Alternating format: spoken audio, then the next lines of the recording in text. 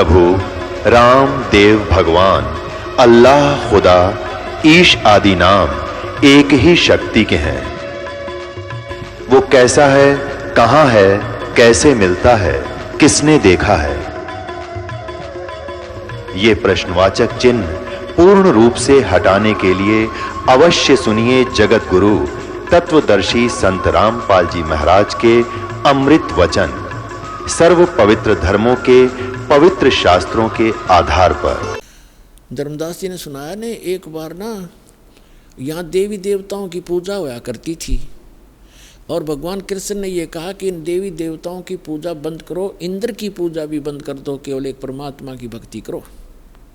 जिससे एक शुद्ध होकर के इंद्र ने इतनी जबरदस्त वर्षा कर दी, 96 मेघ माला, 96 करोड़ मेघ माला एकदम वर्षा दी, मूसलधार वर्षा होगी।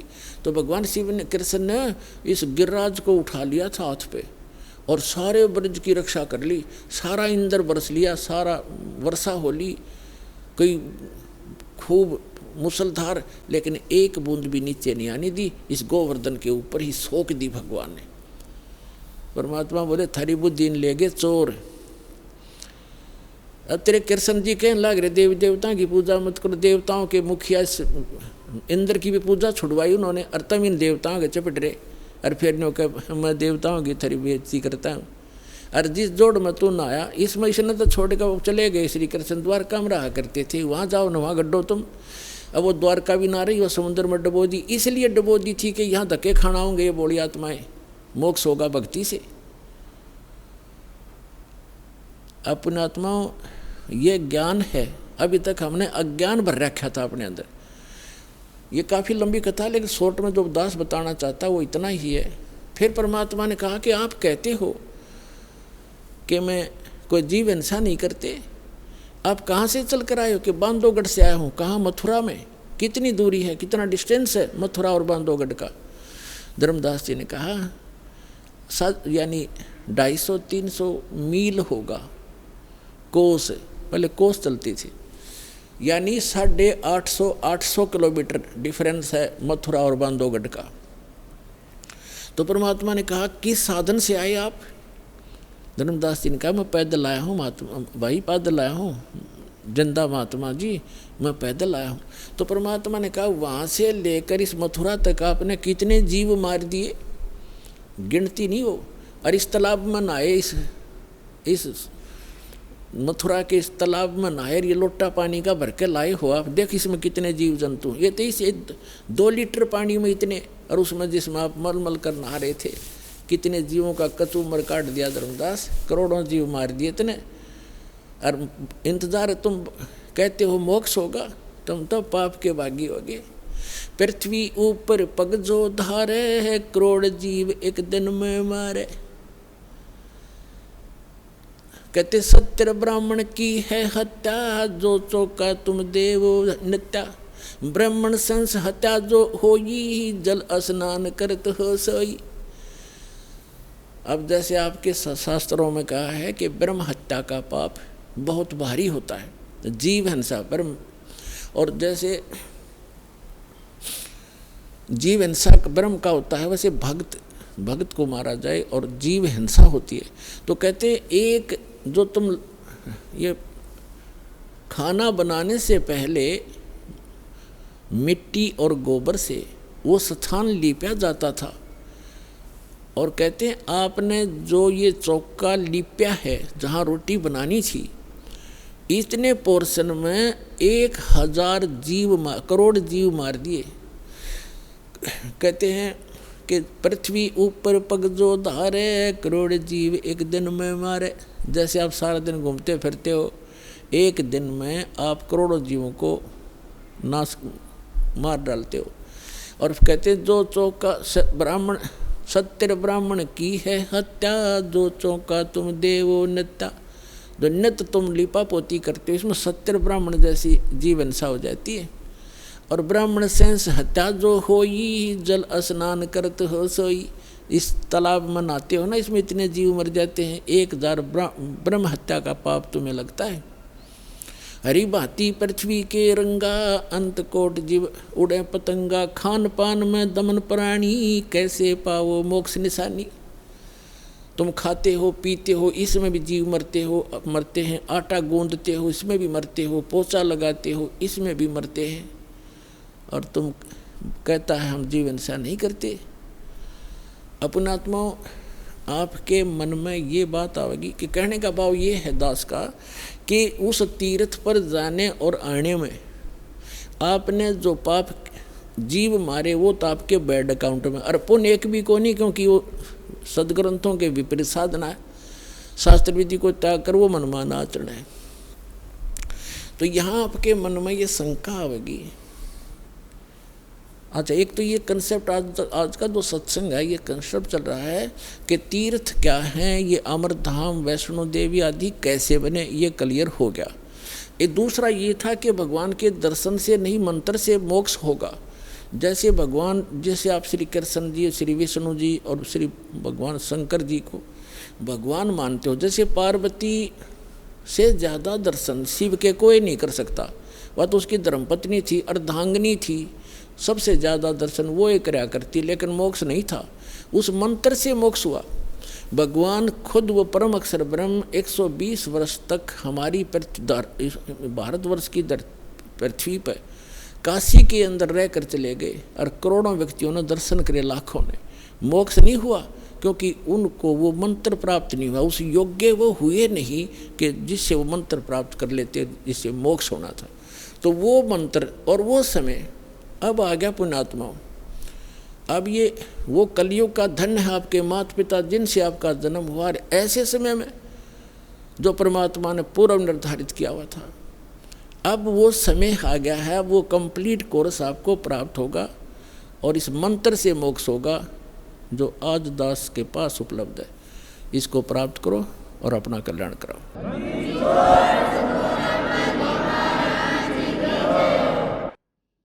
परम पिता परमात्मा पूर्ण ब्रह्म सारी सृष्टि के रचनहार कबीर परमेश्वर जी, ये हम सभी आत्माओं के जनक हैं, हम सब के पिता हैं। वो परमात्मा हमारे हितैषी हैं, वो स्वयं ही यहाँ आकर के हमें जानकारी देते हैं कि तुम सभी आत्माएं यहाँ के रहने वाले नहीं हो, ये स्थान आपका निज स्थान नहीं है। आप इस अस्थायी सटे को परमानेंट सटे मान चुके हो, जबकि आपको ये पता भी है कि यहाँ ना कोई रहा और ना कोई रहेगा। उसके पश्चात भी आपको चिंता नहीं। इसके विषय में परमात्मा कहते हैं,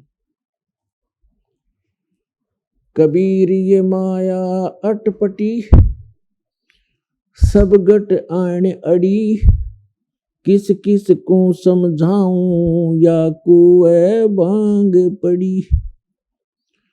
इस झूठे सुख को सुख कहे, ये मान रहा मन मोद, ये सकल चबीना काल का, कुछ मुख में कुछ गोद।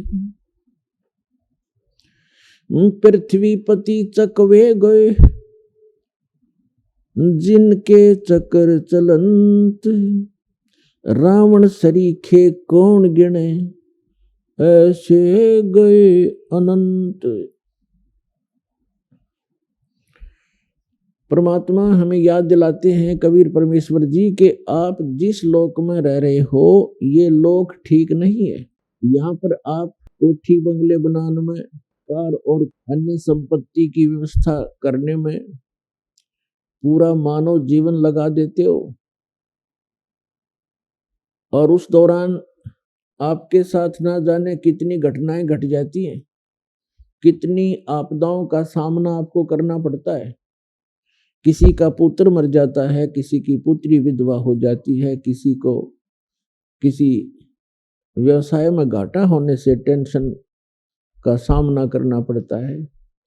कोई भी प्राणी इस 21 ब्रह्मांड के जो काल का लोक है इसमें कोई सुख ही नहीं है और कोई स्थायी नहीं है। परमात्मा से परिचित जो महापुरुष हुए हैं उन्होंने और स्वयं परमेश्वर कबीर जी ने आकर के यहाँ की वास्तविकता हमें बताने की चेष्टा की है, लेकिन हम अज्ञान से इतने परिपूर्ण हो चुके थे कि हमने परमात्मा के उस ज्ञान को स्वीकारा नहीं। अब दया करी है परमात्मा ने आप जी को पहले शिक्षित किया। नहीं, आप पिछला इतिहास देख सकते हो, किसी भी युग में कोई प्रजा शिक्षित नहीं होती थी, केवल एक ब्राह्मण वर्ग होता था जो शिक्षा ग्रहण किया करता था, और सदग्रंथों को जानने के लिए ही वो शिक्षा ग्रहण किया करते थे। संस्कृत भाषा ही मूल थी, और अन्य प्रजा उन अपने धार्मिक गुरुओं से अध्यात्म ज्ञान सुनकर अपना जीवन निर्वाह किया करते थे। तो अब आपको शिक्षित किया इसलिए कि आप जिन सदग्रंथों को आप सत्य मानते थे, हमारे धर्मगुरु उन्हीं सदग्रंथों के विपरीत ज्ञान दिया करते थे। उसको कहते हैं शास्त्र विधि त्याग कर मनमाना आचरण, यानी शास्त्र के विरुद्ध ज्ञान और शास्त्र के विरुद्ध ही साधना हो, वो साधना व्यर्थ होती है। इसका प्रमाण है श्रीमद् भगवत गीता अध्याय नंबर 16 के श्लोक नंबर 23 और 24 में। 23 श्लोक में कहा है कि अर्जुन, जो शास्त्र विधि को त्याग कर मनमाना आचरण करते हैं, अर्थात जो सदग्रंथों में वर्णित ज्ञान और उसका समाधान साधना, उसको न करके अपने मनमुखी मंत्र, मनमुखी आरतियां करते हैं, जैसे ओम जय जगदीश हरे, स्वामी जय जगदीश हरे, जय गणेश देवा, ये इस तरह की जो आरतियां हैं ये हमारे सदग्रंथों में नहीं है। सदग्रंथों की पहचान भी आपको बताएंगे, सदग्रंथ कौन कौन से हैं, और बहुत बार पहले भी आपको सदग्रंथों के जानकारी दी है कि मूल सदग्रंथ कौन कौन से हैं जो गॉड गिवन हैं, और जो ऋषि मुनियों के बनाए ग्रंथ हैं वो कौन कौन से हैं, वो पुराण हैं, उपनिषद हैं, और गॉड गिवन कौन से सदग्रंथ हैं, जो चारों पवित्र वेद, पवित्र श्रीमद् भगवत गीता और पवित्र सूक्ष्म वेद, जो complete God given complete spiritual knowledge है, पूर्ण परमात्मा के द्वारा दिया हुआ संपूर्ण अध्यात्म ज्ञान है, वो सूक्ष्म वेद है। उस सूक्ष्म वेद को हमारे धर्मगुरु समझ नहीं सके, इस दास पर दया करी है उस सूक्ष्म वेद को समझने और समझाने की। तो जो सदग्रंथों के विपरीत साधना करते हैं वो शास्त्र विधि को त्याग कर मनमाना आचरण है। सदग्रंथ आपको बताई दिया, सूक्ष्म वेद, पवित्र चारों वेद, पवित्र श्रीमद् भगवत गीता। इसके अतिरिक्त जो सदग्रंथ हैं वो किसी ऋषि मुनि के दिए हुए ग्रंथ हैं। यदि वो वेदों से मेल खाते हैं वो ज्ञान तो सही है, उसके अतिरिक्त जो ज्ञान उनके अंदर है वो उनका अपना है, वो यथार्थ ज्ञान नहीं है। तो यहाँ गीता अध्याय नंबर 16 श्लोक 23 में कहा कि शास्त्र विधि को त्याग कर जो मनमाना आचरण करते हैं, मनमानी साधनाएं करते हैं, उनको न तो कोई सुख होता है, न कोई उनको सिद्धि प्राप्त होती है, और न ही उनकी गति होती है, अर्थात व्यर्थ, यूजलेस। तो क्या फायदा ऐसे डले डोण का जिससे कोई लाभ ही नहीं होना हो। तो इसलिए 24वें श्लोक में श्रीमद् भगवत गीता अध्याय 16 के 24वें श्लोक में तुरंत कहा है, इससे तेरे लिए अर्जुन कर्तव्य और अकर्तव्य की व्यवस्था में सदग्रंथ ही प्रमाण है। यानी सदग्रंथों को आधार मानकर जो संत साधना बताता हो उसी को स्वीकार कीजिए, अन्य शास्त्र विरुद्ध साधना बताने वालों को तुरंत त्याग दीजिए। वो अपना भी जीवन नष्ट कर रहे हैं और श्रद्धालुओं को भी मिसगाइड कर रहे हैं। तो जिन महापुरुषों को परमात्मा मिले, क्योंकि परमात्मा के गुणों में वेद प्रमाणित करते हैं कि वो परमेश्वर स्वयं अपने निज स्थान से चल कर आता है। परमात्मा परमेश्वर ऊपर के लोक में रहता है, सत्यलोक में, और वहां से चलकर आते हैं सहशरीर, यहाँ अन्य रूप धारण कर लेते हैं और अच्छी आत्माओं को मिलते हैं जो दृढ़ भक्त होते हैं, उनको उपदेश देते हैं, यथार्थ ज्ञान समझाते हैं और फिर अपने से परिचित कराते हैं। सतलोक अपने निज स्थान ले जाकर उनको वापस छोड़ते हैं और वो परमात्मा 3 स्थिति में हमारी केयर टेक करते हैं, हमारी देखभाल करते हैं।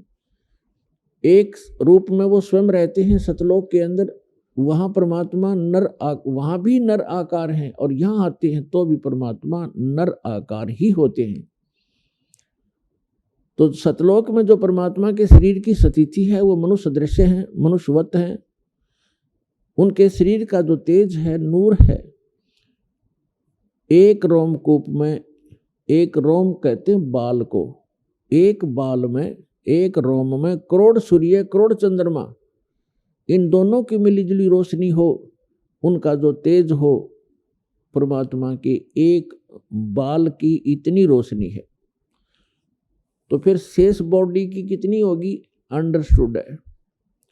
ये तो वहाँ परमात्मा एक रूप में ऐसे रोल करते हैं, ओवरऑल कंट्रोलर और ओवरऑल क्रिएटर के रूप में वहाँ विराजमान है। वो परमात्मा जो बनारस में, काशी में धानक रूप में, जुल्हा रूप में यहाँ रहे थे अभी कलयुग में, सन 1398 से और सन 1518 तक 120 वर्ष रहे थे। वही परमात्मा उस असंख्य ब्रह्मांड के कंट्रोलर के सिंहासन पर विराजमान है, उस तख्त पर विराजमान है। उसके विषय में आंखों देखा उन महापुरुषों ने बताया है, जिनको परमात्मा मिले और सचखंड लेकर गए, फिर वापस छोड़ा। आदरणीय गरीबदास साहिब जी उनमें से एक महापुरुष हैं।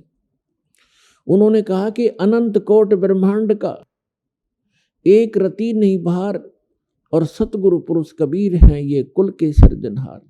हम सुल्तानी नानक तारे दादू को उपदेश दिया, जात जुलाहा भेद नहीं पाया वो काशी माहे कबीर हुआ। ये काशी में जुलाहा रूप में जो रहे थे परमात्मा, ये असंख्य ब्रह्मांड के स्वामी हैं। हम इनको पहचान नहीं सके क्योंकि हमने परमात्मा की परिभाषा ही गलत सुन रखी है। कोई निराकार बताता है, कोई साकार कहता है, तो श्री राम और कृष्ण, विष्णु और शंकर भगवान तक हमारी बुद्धि सीमित कर रखी थी।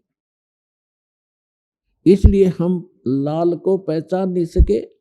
हम 10 के नोट की भी कदर जानते हैं, हम 100, 500 और 1000 के नोट को भी खूब पहचानते हैं, लेकिन हम लाल से परिचित नहीं है। आज भी परिचित नहीं है। यदि यहाँ कोई लाल डाल दिए जाएं, आप उनको छोड़कर चले जाओगे और 1000 का नोट पड़ा हो तुरंत उठाओगे। चाहे किसी का ये भी कहो कि भी किसका है देखिएगा, किसी का हो तो ले लीजिए, आपको उसकी कदर है, लाल का पता नहीं। तो ये लाल है परमपिता परमात्मा कबीर जी, जो सारी सृष्टि के रचनहार और सतपुरुष कहलाते हैं, जिसको गीता अध्याय नंबर 8 के श्लोक नंबर 3 में परम अक्षर पुरुष कहा है, परम अक्षर ब्रह्म कहा है। और ये अन्य जितने भी देव हैं, कोई 1000 का नोट है, कोई 500 का, कोई 10 और 20 और 50, 100 का, तो इनको तो आप अच्छी तरह ग्रहण कर लेते हो। लेकिन एक लाल आपको मिल जाए तो इन 1000 के नोटा की गिनती अनार आपके पास कितने हो जाएंगे, उसी से मिल जाएंगे वो। तो इस प्रकार परमात्मा कबीर जी वो लाल हैं जिनको हम पहचान नहीं सके, क्योंकि वो हमारे व्यवहार में नहीं थे और हम पहचान नहीं सके। तो उसकी अपनी पहचान कराने के लिए परमात्मा स्वयं आए और अच्छी आत्माओं को मिले, जो दृढ़ भक्त पुण्य आत्माएं थी। आप देख सकते हो जिन महापुरुषों को परमात्मा मिले उस समय, आज से 200 वर्ष पहले, 250 वर्ष पहले गरीबदास जी आए थे सन 1717 में, और संवत 1774 में उनका आविर्भाव हुआ था, जन्म हुआ था। और सन 1717 आज सन 2013, 300 वर्ष पहले, और 300 वर्ष पहले उनको परमात्मा मिले। पहले वो हमारे जैसे पुजारी थे, श्री राम, श्री कृष्ण, विष्णु और शंकर भगवान, माता मसानियों के। और जब उन्होंने परमात्मा को देखा, सतलोक देखा, जहाँ हम रहा करते वो स्थान देखे और वहाँ की जो सुख देखे, फिर आकर उनको वापस छोड़ा। तो फिर वो इतने दृढ़ हो गए, पूरा समाज एक तरफ। तो ऐसे दृढ़ भक्तों को परमात्मा मिलते हैं, और जिस कारण से वो अपनी स्थिति को, अपनी पहचान को अपने बच्चों तक करवाते हैं। तो इस सारे कुछ अभी तक जो सत्संग दास ने किया है, इसका उद्देश्य ये है कि श्रीमद् भगवत गीता में जो प्रमाण है, ये गॉड गिवन स्पिरिचुअल नॉलेज है। श्रीमद् भगवत गीता अर्थात ये वेदों का सारांश है, और चारों वेद कबीर भगवान ने दिए थे इस ज्योत निरंजन ब्रह्म सरपुरुष इस काल के अंतःकरण में फीड कर दिए थे, ईमेल कर दी थी, फैक्स कर दिया था। और जब इसने डाउनलोड करके देखा, कंप्लीट स्पिरिचुअल नॉलेज भेजा था परमात्मा ने इस ज्योत स्वरूपी निरंजन के अंतःकरण में। इसने जब वो डाउनलोड किया, यानी अंदर से बाहर निकाला अपने अंतःकरण से, तो बाहर उन्हें पढ़कर देखा, उस कंप्लीट स्पिरिचुअल नॉलेज का, संपूर्ण अध्यात्म ज्ञान का वो पार्ट, वो भाग इसने नष्ट कर दिया जिसमें उस परम पिता की जानकारी थी और इससे उत्तम लोक की जानकारी थी, वहाँ जाने की विधि थी, उसको पाने की विधि थी।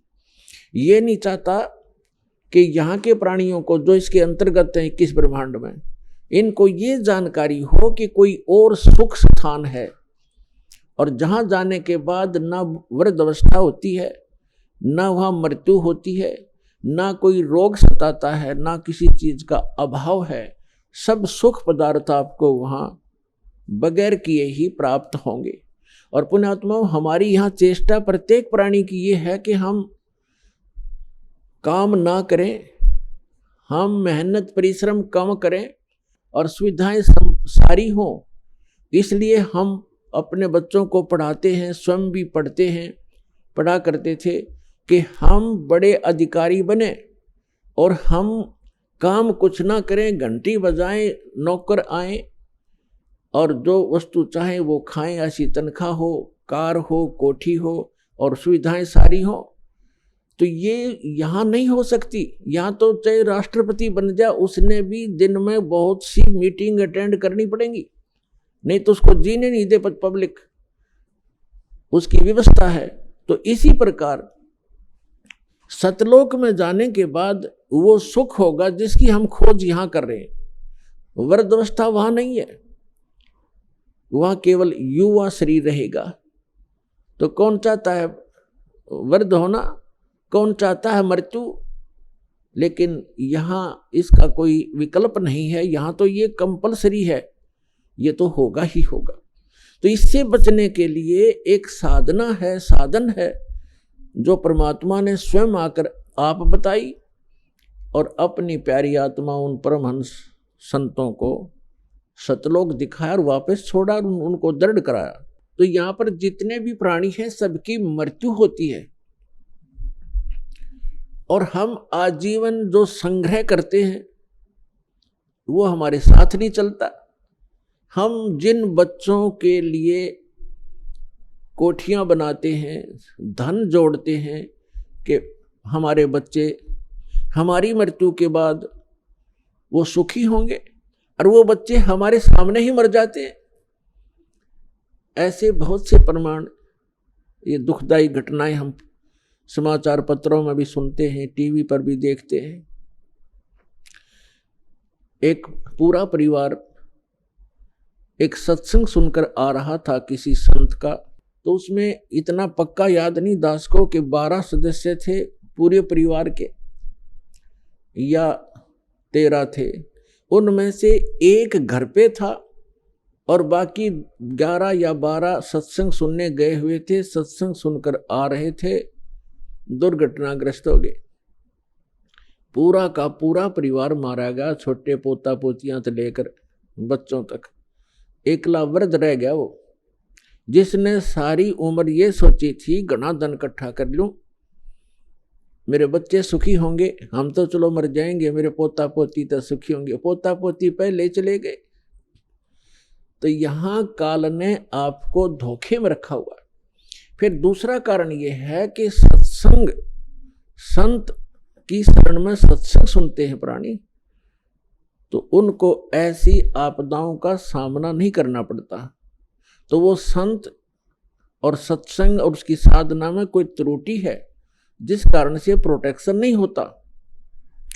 और दूसरा कारण ये होता है कि संत भी सही हो, साधना भी ठीक हो, लेकिन अपने में कोई त्रुटि हो, हम नियमों का पालन ना कर रहे हो, उससे क्या होता है, फिर नाम खंडित हो जाता है। उस कारण से भी प्राणी साधक होते हुए हानि उठा लेता है, क्योंकि उसका प्रोटेक्शन समाप्त हो जाता है। जो पावर कनेक्शन उसको मिला हुआ था वो न मिलने से वो पावर वाला काम बंद हो जाता है, उसको सारी सुविधाएं बंद हो जाती हैं। जैसे आपका बिजली का कनेक्शन कट जाता है तो ना पंखा चले, ना एसी चले, ना कूलर काम करे, ना कोई पंप चले, ना कोई हैंड पंप चले, यानी सब सुविधाएं बंद हो जाती। इस प्रकार परम संत हो, साधना शास्त्र अनुकूल हो और साधक मर्यादा में रहे, फिर ये आपदा नहीं आया करती। पूर्ण परमात्मा सत्य पुरुष की साधना करने वाले साधक पर ये आपदाएं नहीं आ सकती।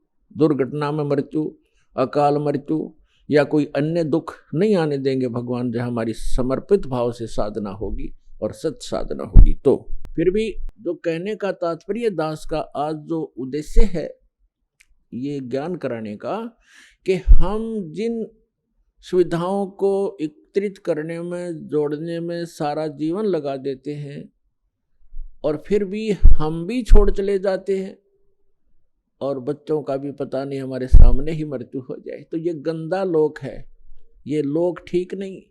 अभी तक हमें इसका अल्टरनेट नहीं था। अल्टरनेट था तो इतना था कि स्वर्ग चले जाएंगे, स्वर्ग से आगे हम नहीं जानते थे। परमात्मा कबीर जी ने आके अपनी महिमा, अपना स्थान स्वयं बताया है कि एक स्थान ऐसा है जहां जाने के बाद साधक फिर लौटकर संसार में नहीं आता। ये परमात्मा ने आके बताया 600 वर्ष पहले, और उसके बाद भी उस परमात्मा के सूक्ष्म वेद में वर्णित ये ज्ञान है जो परमेश्वर ने, कबीर जी ने स्वयं अपने मुख से बोला, जिसको कबीर वाणी कहते हैं, जिसको सच्चिदानंद घन ब्रह्म की वाणी कहा है। उसमें वर्णित किया मालिक ने, और हमारे वेद और गीता में वर्णित है।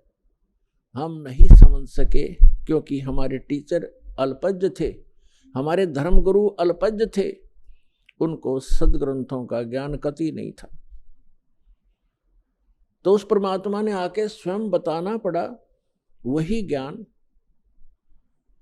और जिन महापुरुषों को परमात्मा मिले उन्होंने भी यही ज्ञान कराया, लेकिन उसको हम समझ नहीं सके, जिस कारण से अभी तक परमात्मा के आने से पहले तक हमें केवल स्वर्ग से आगे कोई बताने वाला नहीं था।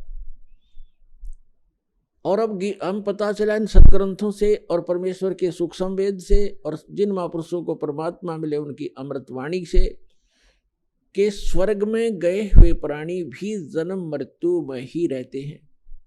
और जिनको हम इष्ट रूप में पूजा करते थे, श्री विष्णु जी, श्री शंकर जी, ब्रह्मा जी को तो हम पूजते नहीं थे, लेकिन आदर की दृष्टि से अवश्य देखते थे। इन तीनों का नाम हम टिप्स पर रखते थे, ब्रह्मा विष्णु महेश। ये स्वयं नासवान है जिनको हम इष्ट मानकर पूजते थे। तो जिस नासवान इष्ट की हम पूजा करेंगे तो क्या होगा, हम उसके लोक में चले जाएंगे।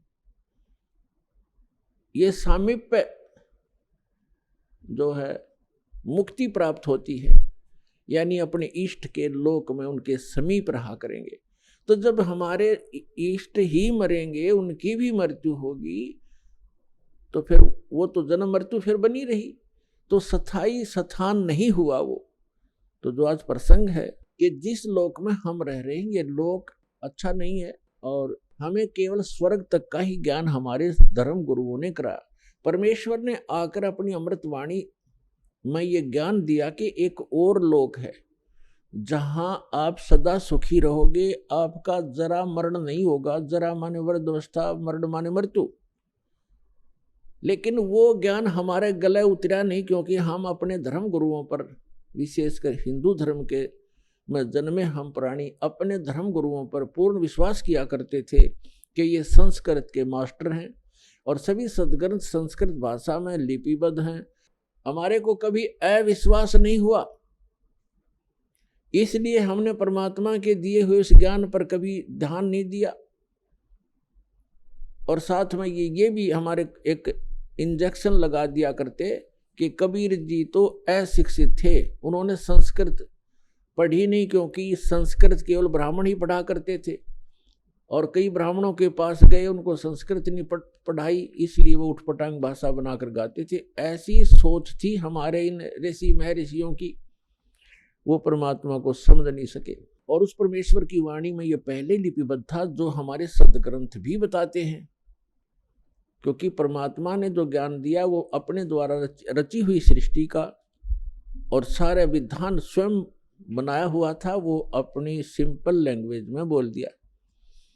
अब जो प्रसंग चल रहा है कि उस परमात्मा ने भी बताया था कि एक सतलोक है जहाँ जाने के बाद, जहाँ जन्म मृत्यु नहीं होती, जहाँ वृद्धावस्था नहीं है, वहाँ किसी चीज का अभाव नहीं है, वहाँ सब सदाबहार वृक्ष हैं, सदाबहार सब मेवा हैं और दूधों की नदियाँ बहती हैं, वहाँ पर अमृत के सरोवर भरे हुए हैं, मीठे जल के समुद्र भरे हुए, हीरे पन्ने ज्वारातों के वहाँ पहाड़ हैं, जो यहाँ पर मिट्टी और पत्थर के पहाड़ हैं, झरने बहते हैं, वहाँ वर्षा होती है, बगैर बादल के फुहार चल पड़ती है, सुंदर शरीर है आपका, कभी वृद्ध अवस्था नहीं होती, मृत्यु नहीं होती, वहाँ आपका परिवार होगा। जैसे धीरे धीरे यहाँ एक पहले हम अकेले थे, विवाह हुआ जब 2 हो गए, बच्चे हुए जब 5-4 और हो गए, और फिर धीरे धीरे पोते पर पोते हो गए, तो हमारा कितना अच्छा परिवार और कैसा दिल लग रहा है।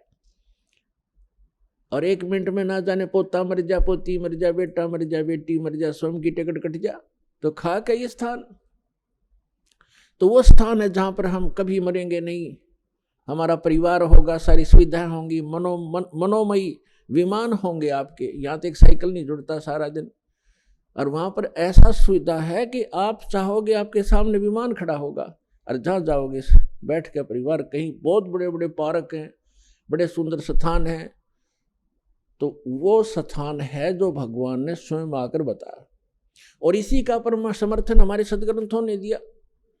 जैसे गीता ज्ञानदाता ये सरपुरुष है, श्रीमद् भगवत गीता अध्याय नंबर 15 के श्लोक नंबर 16 और 17 में 3 पुरुष हैं। पुरुष माने प्रभु, स्वामी, मालिक, ब्रह्म कहो, पुरुष कहो, भगवान कहो, राम कहो, साहिब कहो, ये 3 पुरुष बताए।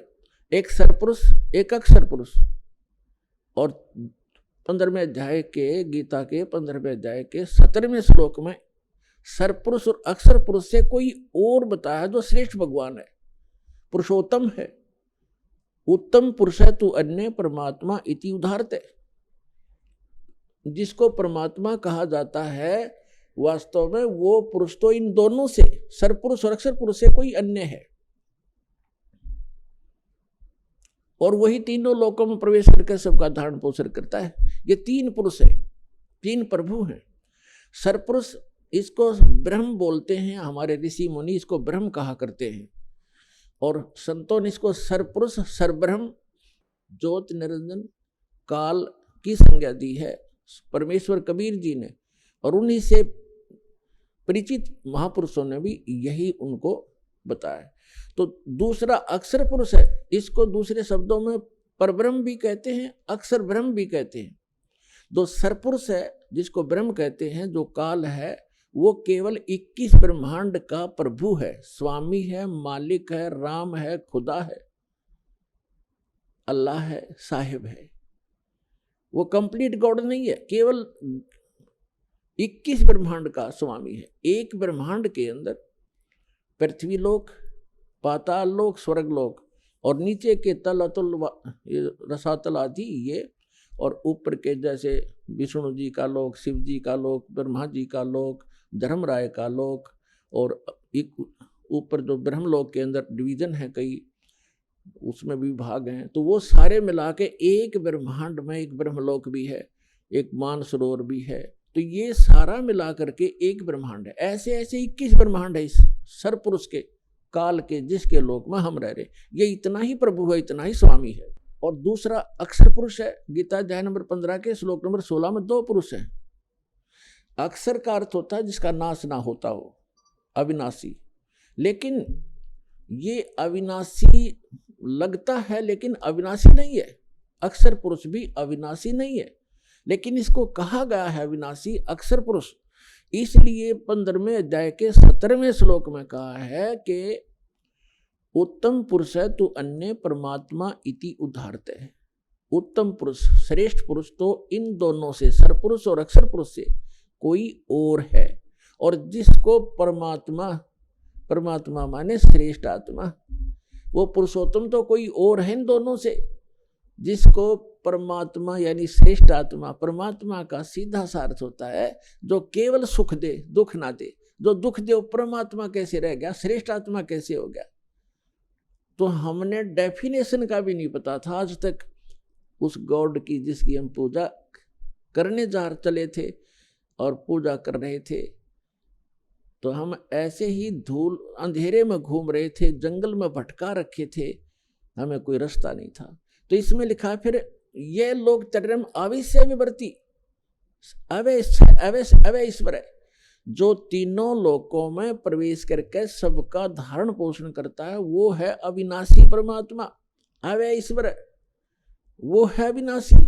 ऊपर वाले को अक्षर पुरुष को भी अक्षर का अर्थ वैसे अविनाशी होता है, लेकिन ये रिजेक्ट कर दिया यहाँ पर कि इन दोनों से अन्य है जो वास्तव में अविनाशी है। अब इस सारी डिटेल को समझाएंगे आज के सत्संग में। पहले जो प्रसंग चल रहा था कि वो परमात्मा ही आकर स्वयं ज्ञान देता है, और उसने आकर के हमें बताया कि इससे हटकर कोई और स्थान है जहां आप पहले रहा करते थे, और अपनी गलती के कारण आप बालकपन करके आप यहाँ आ गए, गंदे लोक में फंस गए। अब यहाँ से जाने का विकल्प आपके पास नहीं रहा, ना किसी ऋषि महर्षि और संत और ब्रह्मा विष्णु महेश को भी यहाँ से वापस जाने के मार्ग का पता नहीं। उसके लिए परमात्मा स्वयं आते। जो प्रसंग चल रहा था कि परमात्मा तीन, अब जो ये प्रसंग चल रहा है इसको थोड़ा सा यहाँ करते हैं।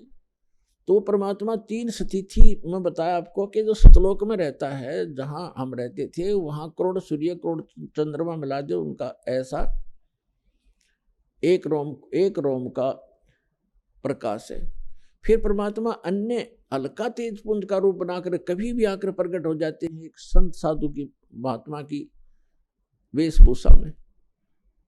और तीसरी स्थिति जो सेकंड या तीसरी स्थिति है, सेकंड स्थिति परमात्मा की यह है, प्रत्येक युग में वो एक शिशु रूप धारण, वहां से चलकर आते हैं सहस्रीर कमल के फूल पर, एक सरोवर के अंदर कमल के फूल पर शिशु रूप धारण करके विराजमान होते हैं। वहां से निसंतान संपत्ति, जिनके बच्चे नहीं होते, उठा ले जाता है और फिर उसकी परवरिश वहाँ होती है। फिर धीरे धीरे 5 वर्ष की आयु में ही वो बड़े बड़े विद्वानों के छक्के छुड़ाना शुरू कर देते अपने अध्यात्म ज्ञान के आधार से। अब हम फिर आते हैं उसी प्रसंग पर। हम फिर आते हैं गीता अध्याय नंबर 15 के श्लोक नंबर 16 और 17 पे, क्योंकि प्रसंग चला है कि एक परमात्मा ने भी आकर बताया और इन सदग्रंथों में वही प्रमाण है कि कोई ऐसा स्थान है जहां जाने के बाद साधक फिर लौटकर संसार में कभी नहीं आते, वह स्थायी स्थान पाते हैं। और जब तक हम इस काल के लोक में हैं, कितनी साधना कर लें, उस सत्य पुरुष के बताए उस सत्य ज्ञान के आधार से जब तक सत्य साधना नहीं करेंगे तो हमारी जन्म मृत्यु सदा बनी रहेगी। उसके लिए परमात्मा से परिचित संत आदरणीय गरीबदास साहिब जी कहते हैं कि आगे गए ना बावड़े रहते भी सब जाही, बिन साहेब की बंदगी कहीं ठोर ठिकाना नहीं। कहते हैं कि आगे चले गए, वो तो वापस आए नहीं आपको कुछ बतावें कि हमारे साथ क्या बना, और जो शेष बचे हैं वो भी चले जाएंगे। यहाँ किसी उस सत्य साधना, वो पूर्ण परमात्मा की भक्ति के बिना कहीं ठोर ठिकाना नहीं। जैसे आज आप चाहे प्रधानमंत्री बने हो किसी देश के और मृत्यु होगी, कोई पुण्य किया है उसके आधार से आप स्वर्ग जाओगे इस जीवन में, तो स्वर्ग के अंदर अपनी पूंजी को समाप्त होते ही आपकी ऐसी मृत्यु होगी जैसे यहाँ हो गई। तो यहाँ से चलो, फिर स्वर्ग में पुण्य समाप्त होते ही वहाँ से चलो, फिर नरक में अपना पाप भोगोगे, वहाँ कष्ट उठाओगे। जब वो समय पूरा होता है, होते ही फिर कहेंगे चलो, वहाँ भी नहीं रख सकते। उसके बाद फिर गधा बने, गधे का जीवन पूरा पूरा करते ही फिर चलो, फिर कुत्ता बनो, कुत्ते का जीवन पूरा होते फिर चलो मरो, और फिर मनुष्य बन गए, फिर मरो, फिर वहाँ जाओ स्वर्ग में, फिर चलो, खा के ये जीवन। तो ये चलो चलो मिटेगी सतलोक में जाने से। और वो चलो चलो ना तो ब्रह्मा की मिटी, ना विष्णु की, ना शिव जी की, और ना सरपुरुष की, ना अक्षर पुरुष की। केवल परम अक्षर पुरुष, परम अक्षर ब्रह्म है वो परमात्मा, जो स्वयं वास्तव में अविनाशी है। उसकी साधना करने से भी साधक उस लोक में चले जाते हैं जहाँ प्राणी कभी नहीं मरते, कभी वृद्ध नहीं होते, और वहाँ सदा युवा शरीर रहता है, और वापस लौटकर इस गंदे लोक में फिर नहीं आते। श्रीमद् भगवद गीता अध्याय नंबर 2 के श्लोक नंबर 12 में, अध्याय नंबर 4 के श्लोक नंबर 5 और 9 में, गीता अध्याय नंबर 10 के श्लोक नंबर 2 में, ये गीता ज्ञानदाता अर्थात सरपुरुष कह रहा है। ये गीता का ज्ञान श्री कृष्ण जी में प्रवेश करके ये सरपुरुष बोल रहा है, काल बोल रहा है, जिसका ये स्वयं प्रमाण दे रहा है गीता अध्याय नंबर 11 के श्लोक नंबर 32 में कि अर्जुन मैं काल हूं, और इन सभी लोगों का नाश करने के लिए, सभी योद्धाओं का नाश करने के लिए मैं अब प्रवृत्त हुआ हूं। अब श्री कृष्ण में प्रकट हुआ हूं, मैं बड़ा हूं, इसमें प्रवेश हुआ हूं। श्री कृष्ण ने पहले कभी नहीं कहा मैं काल हूं, और नहीं तो श्री कृष्ण तो पहले ही वहां खड़े थे। अब कैसे कहते कि मैं अब प्रवृत्त हुआ हूं। ये दास का सत्संग है, सीडी बना रखी है कि श्रीमद् भगवद गीता का ज्ञान किसने दिया, उससे आप डिटेल जान सकते हो। अब प्रसंग दूसरा है, यहाँ ये विषय अब शटार्ट नहीं करूँगा, अन्य जो विषय वही करूँगा। तो इसने ये खुद कहता है कि अर्जुन तेरे और मेरे बहुत जन्म हो चुके हैं, तू नहीं जानता मैं जानता हूँ। और मेरी उत्पत्ति को, उत्पत्ति माने जन्म को, इसका जन्म तो हुआ ही है, ना देवता जानते ना ऋषि जानते, क्योंकि ये सब मेरे से ही उत्पन्न हुए हैं, इनका आदि कारण मैं हूं। और गीता अध्याय नंबर 10 के श्लोक नंबर 3 में तुरंत कहता है कि मैं अजन्मा हूं। अजन्मा क्योंकि जब श्री कृष्ण जी में बोल रहा है उस समय उसका जन्म नहीं हुआ, जब तो भूत की तरह उसमें प्रवेश है। वो ठीक कह रहा है मैं अजन्मा हूं, मैं अज हूं। अब मैं जन्म लेकर नहीं आया श्री कृष्ण जी की तरह, मैं तो इसमें वैसे प्रकट होकर बोल रहा हूं। बाकी ये नहीं कि वो अविनाशी हूं, अविनाशी है वो। अब पता चलेगा वो कितना उसका समय है, कैसा पीरियड है उसका जीवन का। अब जो प्रसंग है, जैसे श्रीमद् देवी भागवत यानी देवी पुराण के अंदर सचित्र मोटा टाइप गीता प्रेस गोरखपुर से प्रकाशित, जो हिंदू समाज के श्रद्धालु शिरोधार्य हैं और अपने सबके घरों पर रखी हैं, जो जरा सी भी भगवान में आस्था रखता है, उसके तीसरे स्कंद में 123 पृष्ठ पर विष्णु जी स्वयं स्वीकार करते हैं, अपनी माता दुर्गा की वो स्तुति कर रहे हैं कि तुम शुद्ध स्वरूपा हो, ये सारा संसार तुम ही से उद्भासित हो रहा है। मैं ब्रह्मा और शंकर आपकी कृपा से ही विद्यमान है। हमारा तो आविर्भाव माने जन्म और तिरोभाव माने मृत्यु हुआ करता है, हम अविनाशी नहीं है। और स्वयं विष्णु जी कह रहे हैं कि आप ही प्रकृति देवी हो। भगवान शंकर कहते हैं कि जब ब्रह्मा जी विष्णु जी के बाद ब्रह्मा जी आपसे उत्पन्न हुए, तो क्या मैं आपका पुत्र नहीं हुआ, तमोगुणी लीला करने वाला? तो कहने का भाव ये है कि ये भी नासवान है, इनकी जन्म मृत्यु होती है, इनकी जीवनी में लिखा है, अभी आपको सुनाया। यदि हम विष्णु जी की पूजा करते हैं, श्री कृष्ण जी की करते हैं या श्री राम की करते हैं, तो हम विष्णु जी की पूजा कर रहे हैं। और हम शंकर जी की पूजा करते हैं, तो हम जैसे विष्णु जी की पूजा करेंगे, विष्णु जी के लोक में जाएंगे, स्वर्ग के अंदर। उनका स्वर्ग समझो एक रेस्टोरेंट है, प्रत्येक उसके अंदर डिस्ट्रिक्ट के अंदर होता है, प्रत्येक शहर में होते हैं रेस्टोरेंट। वो जैसा शहर जिस तिथि का है उसमें वैसे ही रेस्टोरेंट उपलब्ध होते हैं। जहाँ घने धनी लोग जाते हैं वहाँ पर बहुत अच्छी सुविधा और सब बकवादों से जो है युक्त वहाँ पर रेस्टोरेंट मिलते हैं। तो जितने ज़्यादा पुण्यकर्मी प्राणी होंगे उनको जिस लोक में वो जाएंगे वो अच्छा रेस्टोरेंट देंगे, उनको अच्छी सुविधाएं प्राप्त होंगी, उनकी जेब कटेगी खुद की, पैसे उनके अपने खर्च होते हैं जो रेस्टोरेंटों में जाते हैं। तो पुण्य समाप्त होंगे उन साधकों के, वो समाप्त होते ही फिर नरक के अंदर डाले जाएंगे। क्योंकि जब तक हम पूर्ण परमात्मा सत्य पुरुष की साधना नहीं करते, सत्य गुरु से लेकर सत्य साधना नहीं करते, तब तक हमारी या चलो चलो मिटे नहीं और जन्म मृत्यु सदा बनी रहेगी और दोनों ही कर्म भोगने पड़ेंगे। तब तक हमने पुण्य भी भोगने पड़ेंगे और पाप भी भोगने पड़ेंगे। पुण्यों के लिए स्वर्ग रेस्टोरेंट है और पाप के लिए नरक वो जेल है, और फिर जन्म मृत्यु सदा बनी रहेगी। तो इसका विकल्प अब पता चला है, इसका अल्टरनेट का पता लग गया है, इसका समाधान हो सकता है। तो हमने ये ग्रहण करना चाहिए और अपना कल्याण कराना चाहिए। अब जो प्रसंग चल रहा है कि गीता ज्ञान दाता कहता है मेरी भी जन्म मृत्यु होती है, अर्जुन तेरी भी होती है। ये ब्रह्मा विष्णु महेश का पिता है। आइए अब हम उन श्रद्धालुओं के अनुभव जानते हैं जो जगत गुरु तत्वदर्शी संत रामपाल जी महाराज जी से दीक्षा प्राप्त कर चुके हैं तथा उनके द्वारा बताए गए भक्ति मार्ग पर चल रहे हैं। नमस्कार जी। नमस्कार। क्या नाम है जी आपका? हरमिंदर कौर, अलुवालिया। कहाँ से आए जी आप? पूना से।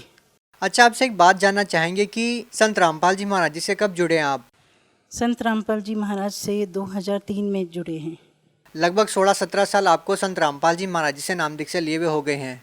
हाँ जी। संत रामपाल जी महाराज जी से नाम दीक्षा लेने से पहले आप क्या भक्ति साधना ही करते थे? जब मेरी शादी नहीं हुई थी उससे पहले हम लोग गुरुद्वारे जाते थे और शादी के बाद फिर गुरुद्वारे में भी जाते थे और मंदिर में भी जाया करते थे। देवी देवताओं की पूजा करते थे और गुरुद्वारे जाते थे। व्रत वगैरह भी करते थे? हाँ जी, व्रत भी रखे हैं। आप एक बात बताइए, साधना आप कर रहे थे, भक्ति आप कर रहे थे, तो फिर आपने संत रामपाल जी महाराज जी से नाम दीक्षा क्यों ली?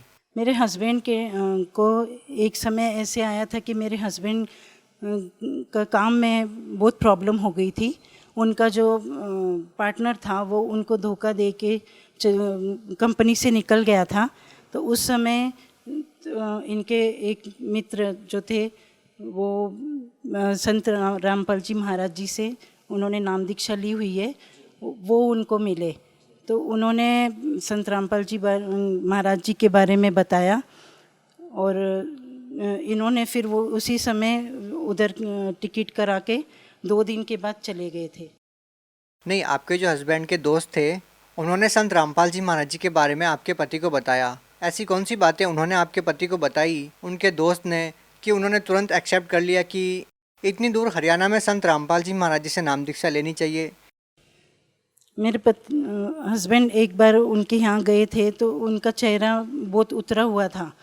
तो उनके मित्र ने उनसे पूछा कि क्या बात है, आप बहुत परेशान दिख रहे हैं।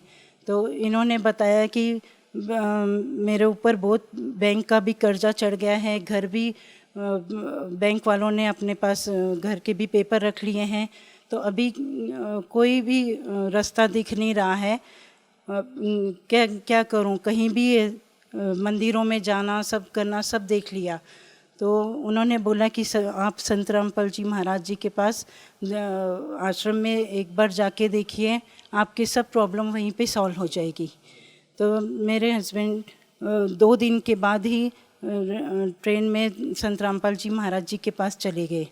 वहाँ जाके उन्होंने सब आश्रम में जाके जब भी गुरुजी से मिले, नाम दीक्षा ली, तो उन्होंने उनको सब चीज़ों का ज्ञान हो गया कि हम जो भक्ति कर रहे थे वो सब गलत थी और जो संत रामपाल जी महाराज जी द्वारा बताई गई भक्ति ही सब पूर्ण भक्ति थी।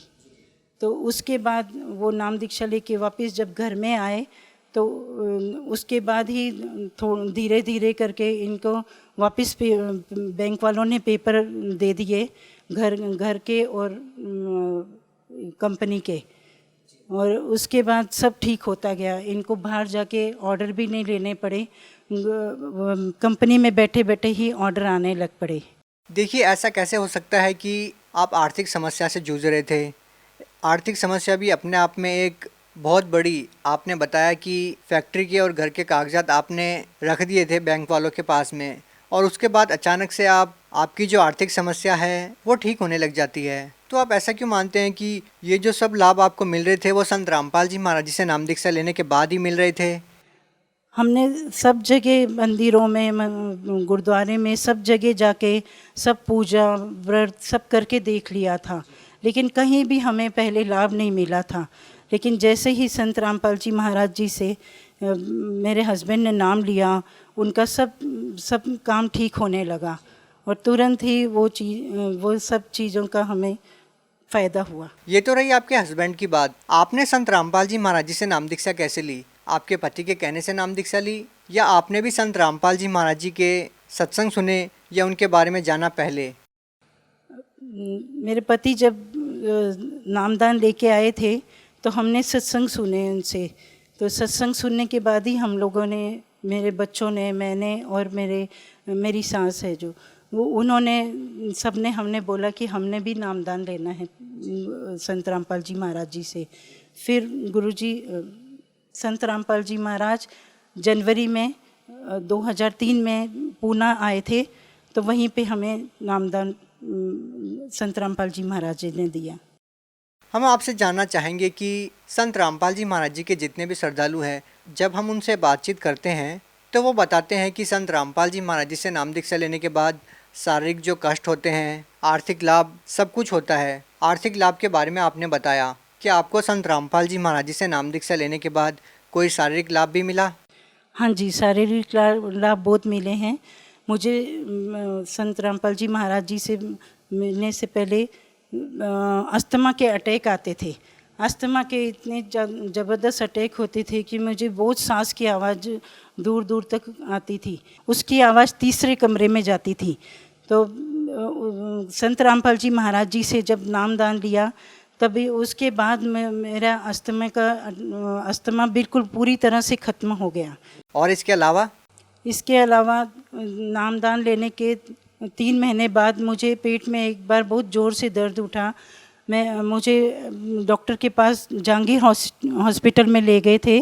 वहाँ पे डॉक्टर ने इंजेक्शन वगैरह दिए, उनकी समझ में भी नहीं आ रहा था कि क्या प्रॉब्लम है।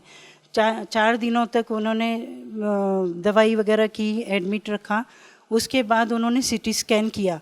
सीटी स्कैन में एक पेट के अंदर एक गांठ बताई थी डॉक्टर ने, और बोल रहे थे ये 100% कैंसर है। डॉक्टर ने जब मेरे हस्बैंड को बताया कि आपके पत्नी को कैंसर है, तो उनके पैरों के तले ज़मीन खिसक गई। उन्होंने बोला अब क्या करें, क्योंकि उनको बच्चे भी छोटे छोटे थे, तो उनकी समझ में नहीं आ रहा था अब क्या होगा। फिर उन्होंने बोला कि चलो संत रामपाल जी महाराज जी से प्रार्थना लगाएं, उनसे बात करके पता करें कि कैसे सब ठीक होगा। तो उन्होंने प्रार्थना लगाई। प्रार्थना लगाने के बाद उनको गुरु संत रामपाल जी महाराज जी ने बोला कि परमात्मा सब ठीक करेंगे, परमात्मा दया करेंगे, अब भक्ति करो। उसके बाद फिर जब भी वापस से लीवर से पानी लिया डॉक्टरों ने और टेस्ट के लिए भेजा, तो उस दिन पूरी रिपोर्ट ठीक आई है। संत रामपाल जी महाराज जी की वजह से ही मेरा कैंसर ठीक हो गया था। संत रामपाल जी महाराज से नाम दीक्षा लेने के बाद आपको और क्या लाभ मिले? मेरे दोनों बेटों को एक अजीब सी बीमारी हो गई थी जिसका नाम नागिन बोलते हैं, तो वो दोनों को हो गया था। लेकिन परमात्मा संत रामपाल जी महाराज जी से प्रार्थना लगाई तो उन्होंने बोला परमात्मा सब ठीक करेंगे, और उसके बाद उनके वहीं पे वो प्रॉब्लम सॉल्व हो गई, नागिन वहीं पे रुक गई। परमात्मा की दया से दोनों बहुएं मेरी बेटियां बन के घर में आई हैं, तो वो हमारे घर में जैसे परमात्मा ने हमें आशीर्वाद दिया था कि आपका घर मिनी सतलोक परमात्मा ने बना दिया है, तो वैसे ही आज मिनी सतलोक घर में बना हुआ है। और क्या लाभ मिले आपको? मुझे एंजाइटी की प्रॉब्लम थी, मुझे इतनी घबराहट हो जाती थी कि मेरी हार्ट बीट बहुत तेज़ हो जाती थी। इससे मुझे मेरे हस्बैंड हॉस्पिटल में ले जाते थे। उधर डॉक्टर मुझे 4-5 दिनों तक हॉस्पिटल में एडमिट करके रखते थे ऑक्सीजन लगा के, तो उन्हें भी बीमारी का कुछ पता नहीं चलता था। फिर संत रामपाल जी महाराज जी से प्रार्थना लगाई तो उन्होंने बोला जो कर्म है, खराब कर्म है वो कट जाएंगे। धीरे धीरे मेरा ये प्रॉब्लम पूरा परमात्मा ने ठीक कर दिया। एक समय ऐसा था कि हमारे घर में खाने के लिए भी प्रॉब्लम हो गई थी, बच्चों की फ़ीस के लिए भी पैसे नहीं थे और हम ऐसे कि सड़क पे आ गए थे। इतनी बुरी हालत हो गई थी, बिल्कुल सड़क के ऊपर आ गए थे। और उसके बाद संत रामपाल जी महाराज जी से नाम दीक्षा ली, उसके बाद सब ठीक होता गया। 2 फैक्ट्रियां बन गई हैं अभी और 2 गाड़ियां हैं। परमात्मा की दया से अभी खुद का मकान भी बन गया है। अब संत रामपाल जी महाराज जी से इतनी प्रार्थना करते हैं कि हमें धन नहीं, सिर्फ भक्ति चाहिए, मोक्ष चाहिए। जी, ये तो रही शारीरिक लाभ की बात। आर्थिक लाभ आपने पहले ही बता दिया था कि संत रामपाल जी महाराज जी से जैसे ही आपने नाम दीक्षा ली आपको काफ़ी सारे लाभ मिले। हम आपसे ये जानना चाहेंगे कि संत रामपाल जी महाराज जी का सामाजिक उत्थान में क्या योगदान है? संत रामपाल जी महाराज जी का समाज में योगदान बहुत बड़ा रहा है। वो बेटियों की जो शादी है उनके लिए माँ बाप को अभी चिंता कोई करने की ज़रूरत नहीं है। संत रामपाल जी महाराज की दया से मेरे दोनों बेटों की शादी वो बिना दहेज के, एक भी पैसा लिए बगैर अच्छे से हो गई है। देखो ऐसा है ना, बगैर दहेज के बहुत सारी शादियां हो जाती है, लेकिन बेटियों के साथ बाद में बहुत ज़्यादा प्रॉब्लम हो जाती है और फिर परिवार वाले दहेज मांगने लग जाते हैं और फिर वही परिस्थिति आके खड़ी हो जाती है। हम आपसे ये जानना चाहेंगे, क्योंकि बहुत सारे लोग ऐसे हैं जो इस बात को लेके आश्वस्त नहीं हैं। उनका मानना है कि बाद में बेटियों के साथ समस्या होती है। हम आपसे ये पूछना चाह रहे हैं, आपके जो बच्चों की शादी हुई है उनकी शादी को कितना साल हो गया है? बड़ी वाली जो बहू है उसको 10 साल हो गए हैं और छोटी वाली को 5 साल हो गए। तो अभी तक आपके जो बच्चों की शादियां हुई हैं आपने किसी भी तरह की दहेज की मांग नहीं की है? नहीं, उनसे एक भी पैसा दहेज में नहीं लिया है। ये प्रेरणा कहाँ से मिलती है आप लोगों को? संत रामपाल जी महाराज जी की दया से वो प्रेरणा मिली है, क्योंकि उन्होंने जो दहेज प्रथा को ख़त्म करने का जो प्रयास किया है उनको देखकर हमें ये प्रेरणा मिली है उनसे कि दहेज लेना बहुत गलत बात है। संत रामपाल जी महाराज जी ने नशा जो छुड़ाया है उसके लिए मैं यही कहना चाहती हूँ कि मेरे घर में मैंने देखा था कि मेरे पिताजी भी ड्रिंक करते थे, तो मैं हमेशा से वो चाहती थी कि मेरा हस्बैंड जो होगा तो वो ड्रिंक कभी नहीं करने वाला चाहिए मुझे। हमेशा वही मैं भगवान से प्रार्थना करती थी और मुझे जो मेरे हस्बैंड मिले वो शुरू से ही ड्रिंक नहीं करते थे।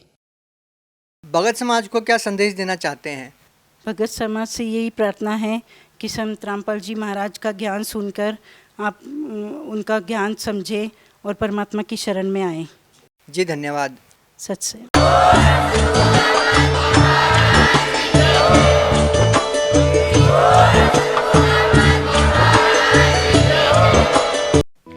आप सुन रहे थे जगत गुरु तत्वदर्शी संत रामपाल जी महाराज के मंगल प्रवचन। अधिक जानकारी के लिए संपर्क करें।